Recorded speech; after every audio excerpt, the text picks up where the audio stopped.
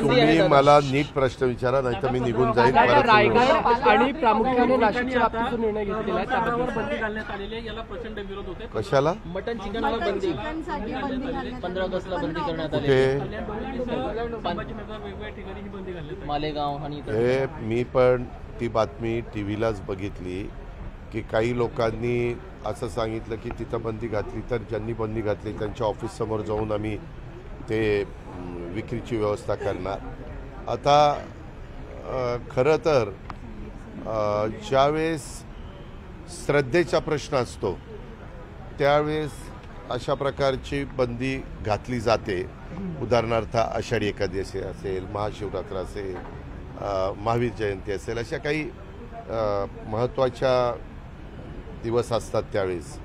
आता स्वातंत्र्य दिन हा देशाला स्वातंत्र्य मिळून 78 वर्ष होत आहेत.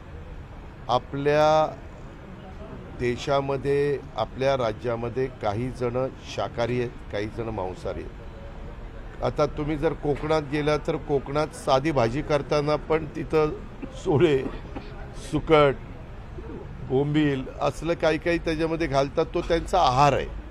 म्हणजे जरी काही जण त्यांना मांसाहारी म्हणत असले तर तो पिढ्यानपिढ्या वर्षानुवर्ष जसं समुद्र आणि पृथ्वी अस्तित्वात आली तो त्यांचा आहार आहे. आणि त्याच्यामुळं त्यांचा आहार त्यांना घ्यायला अशी बंदी घालणं बरोबर नाही, उचित नाही. आणि महत्त्वाच्या शहरांच्यामध्ये तर अनेक जाती धर्माची लोकं राहत असतात. आणि ही लोकं राहत असताना मी मगाशी जसं सांगितलं, भावनिक मुद्दा असेल तर एक वेळ त्या दिवसापुरती बंदी किंवा आणखी काही काळापुरती बंदी घातली तर लोक एक्सेप्ट करतात. परंतु तुम्ही आता महाराष्ट्र दिनाला, 26 जानेवारीला किंवा 15 ऑगस्टला अशी जर बंदी घालायला लागला तर उलट अवघडच आहे.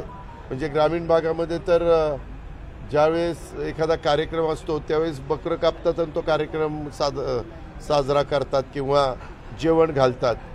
अशा पद्धतीचं चालतं. पण मी माहिती घेतो. पण माझं स्वतःचं मत असं आहे की लोकांच्या भावना देखील महत्त्वाच्या आहेत. परंतु भावनेचा आणि श्रद्धेचा विषय ज्यावेळेस येईल त्यावेळेस त्या विषयाकडं त्या अँगलनी बघावं. परंतु देशाच्या स्वातंत्र्याच्या बाबतीमध्ये ज्यांच्या आता आदिवासी समाजामध्ये तुम्ही जर बघितलं तर त्यांचा मोठ्या प्रमाणावर आहार हा अशा बाबतीतला मांसाहाराचाच असतो.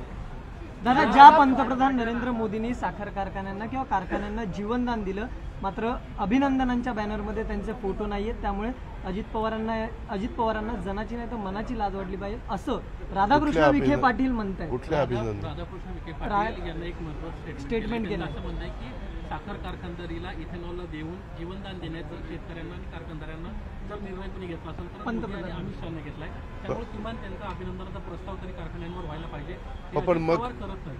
मी कशाला करत नाही? आणि त्यामुळे एक मिनिट काहीतरी राधाकृष्ण विखे पाटलांचा गैरसमज झालेला दिसतो. मी कधी पत्रकार मित्रांनो, तुम्हाला माहिती आहे, मी असले अभिनंदन किंवा आता मी एका कारखान्याचा चेअरमन आहे, माळेगाव कारखान्याचा. त्यांनी त्या दिवशी मला सांगितलं की 22 तारखेला तुमचा आणि मुख्यमंत्र्यांचा वाढदिवस आहे, तर आपल्याला आता कारखान्याच्या तर्फे आपल्याला जाहिरातबाजी करायची. म्हटलं अजिबात जाहिरातबाजी करायचे कारण नाही. ज्यांना जाहिरातबाजी करायची असेल ते त्यांच्या खर्चाने करतील. आपण कारखान्यामध्ये शेतकऱ्यांना चांगला भाव, कामगारांना योग्य पद्धतीनं त्यांचं जे काही मानधन असतं ते देण्याचा आपण बांधील आहोत किंवा तोडणी वाहतूकवाल्यांना जे काही न्याय द्यायचा त्याला आपण बांधील आहोत असं सांगितलं.